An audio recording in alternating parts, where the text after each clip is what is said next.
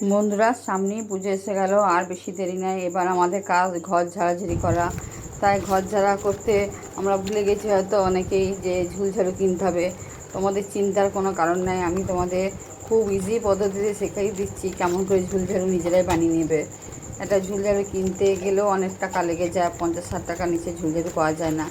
তাই সেইটা কোনো পয়সা খরচ না করে প্যাকেট দিয়ে আমি ঝুলঝাড়ু বানিয়ে তোমাদের দেখাচ্ছি। দেখো, আমার ঘরে এই প্যাকেট ছিল, সবার ঘরে এরকম প্যাকেট থাকে, জামা কাপড় আনলে পরে এই প্যাকেট পাওয়া যায়।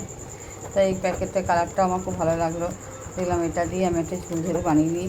কালকে সানডে আছে, আমি ঝুলটা ঝেড়ে নেবো, তাই আমি এটা বানিয়ে নিচ্ছি। এটা ছুটির দিনে ঝুলগুলো বেশি ঝাড়া হয় ঘরের। দেখো কেমন করে প্রথমে আমি এটাকে 3টে ভাঁজ করে নিলাম সমান হবে।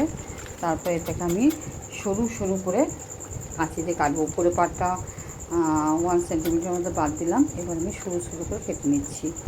সরু সরু করে 3টে পিস হয়েছে, টোটাল 3টে পিস হয়েছে। ওই 3টে পিসকে প্রত্যেকটা আমি সরু সরু করে কেটে নেবো। দেখো, তারপরে আমি একটা লাঠিতে আমি এটাকে আস্তে আস্তে জড়াবো। এটা এত ভালো জিনিসটা হবে যে ঝুল ঝাড়তে খুবই সুবিধা হবে। দেখো, একটা একটা করে সব মোটামুটি সমান যেন এটা প্রত্যেকটা পার্ট যেন সমান করে হয়। সরু সরু কাটা হবে, যত সরু সরুগুলো কাটা হবে তত বেশি সুন্দর দেখতে লাগবে। দেখো, এটা একটা একটা কেটে নিচ্ছি আমি। এবার ওই জয়েন্টটা ছিল ওটাও কেটে দিচ্ছি, মাঝের যে জয়েন্টটা ওটাও কেটে দিচ্ছি। এটা লম্বা তাহলে হয়ে যাবে, এরকম লম্বা লম্বা 3টে হবে।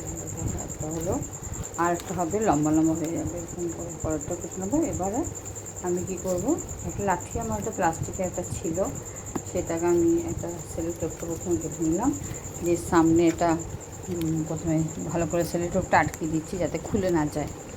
এরপর আমি ওটা আস্তে আস্তে জড়াচ্ছি। দেখো কেমন করে জড়াচ্ছি, একটু সাবধানে ধীরে ধীরে করতে হবে, কারণ যেহেতু পলিথিন তো স্লিপ খায়, তাই সাবধানে ধীরে ধীরে এটাকে জড়িয়ে নিচ্ছি।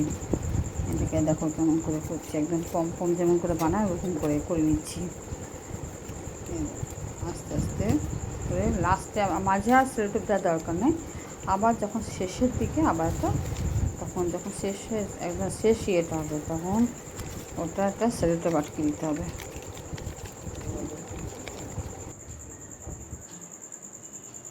এই দেখো বন্ধুরা, আমি এই ঝুল ঝাড়ু দিয়ে দেখো আমার ঝুলগুলো পরিষ্কার করে নিচ্ছি। এর ঘরে কোণে যে ঝুলগুলো হয়েছে সেগুলো আমি পরিষ্কার করে নিচ্ছি। কত সুন্দর ঝুল মানে ঝাড়া যাচ্ছে, দেখো এর মধ্যে পুরো ঝুলগুলো আটকে যাচ্ছে।